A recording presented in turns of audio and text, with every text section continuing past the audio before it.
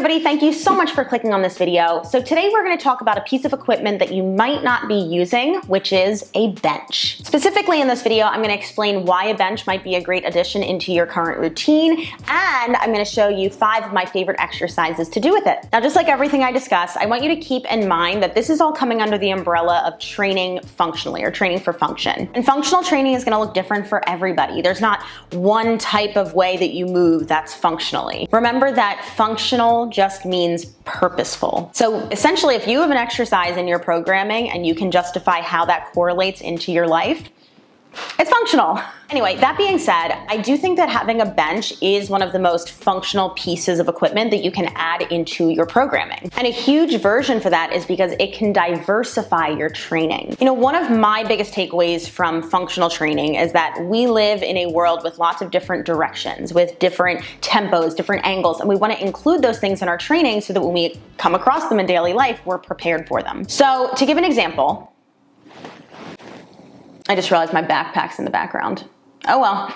Anyway, that example, we don't live in a flat world. There are lots of different levels, and a bench is going to give you that option. It's also going to give you a lot more range of motion in certain exercises. Let's say you're doing a chest press. If you're doing it from the floor, you're only going to have so much range of motion because the floor is in the way of your elbows. But if you incorporate a bench, you're going to have a lot more range of motion to really get a bigger stretch on the chest and bigger pec engagement. Now, with an adjustable bench, you can also change the angle of the body. So if we're just sticking with the idea of a chest press, you can make it an incline chest press by raising up the back. By incorporating this different angle that you're doing the exercise at, you're actually going to hit a different part of the pec, and it's going to be a little bit more upper pec focused. So essentially the why of incorporating a bench is just to diversify these basic movement patterns because we see them that way in daily life. Now, before I share those exercises with you, we have to thank today's sponsor of the video, Flybird Fitness. Flybird is a fitness equipment company that aims to make people's lives both healthier and more comfortable with high quality equipment.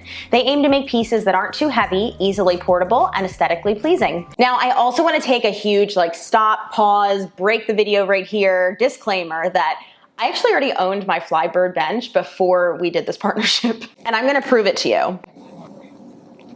Bam, December 20th, 2020. What? Oh, December 2nd. Close enough. Also, I'm sorry for not ordering directly through your website. I went through Amazon. I just want to point that out because I think it's important to know that I have invested in this bench and I've actually had it for almost 2 years, year and a half. And it's held up, I love it, the quality is great, and let's talk about why. So something I personally love about this bench is the weight and portability of it. We store it in the little room next to my studio that we call the gym, but then I often have to transfer it into my studio for clients or for filming purposes. Now, most benches you'd find in the gym are just too bulky or heavy for me to have that option of going from room to room between the couch. And that was a big reason why we decided on purchasing a bench from Flybird. So if you've been interested in adding a bench into your home setup, check out the link below to learn more about what Flybird has to offer. Okay, with that, let's get into some exercises.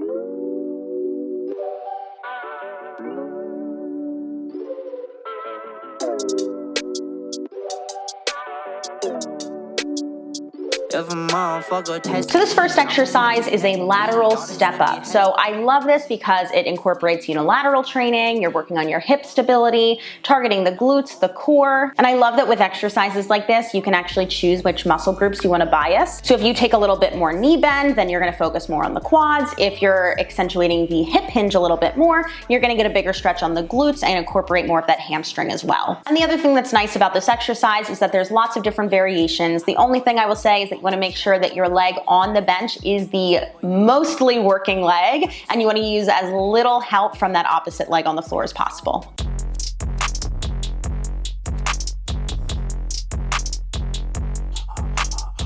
So we've got 2 options here that I wanted to show you, but these are different types of elevated push-ups. Now, I've already made an entire video about push-up progressions and regressions, so check that out if that's something you're working toward, but a bench is going to give you a lot more versatility here. So starting with the incline push-up, with the hands elevated, this is going to be a regression from your normal push-up on the floor, and it's targeting more of the upper chest. On the flip side, if you elevate the feet, this is called a decline push-up. I usually call this a progression from push-ups on the floor simply because you are challenging the stability factor, and it's going to hit a little bit more of the lower chest.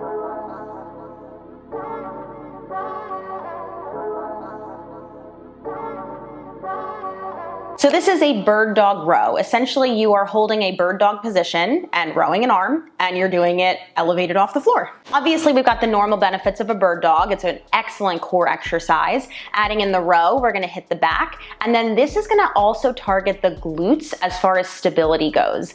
Obviously, because you're only on 2 limbs and then you're elevated off of the ground, you need to work really, really hard to stabilize the hips. And keep in mind, this isn't gonna be like your heaviest row. You're not gonna load this super heavy. Think about the why with this one, right? This is more so working for stability and coordination rather than like how strong are your lats.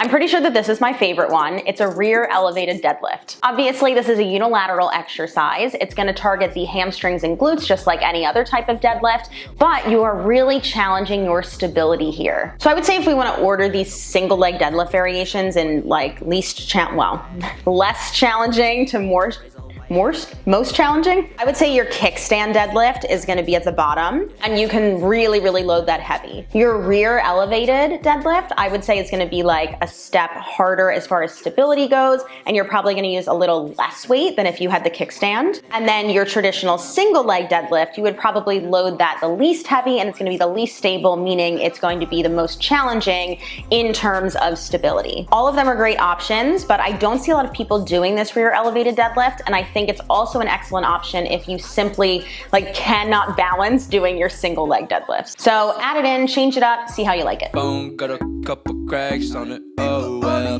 boy on the retina, people show and tell.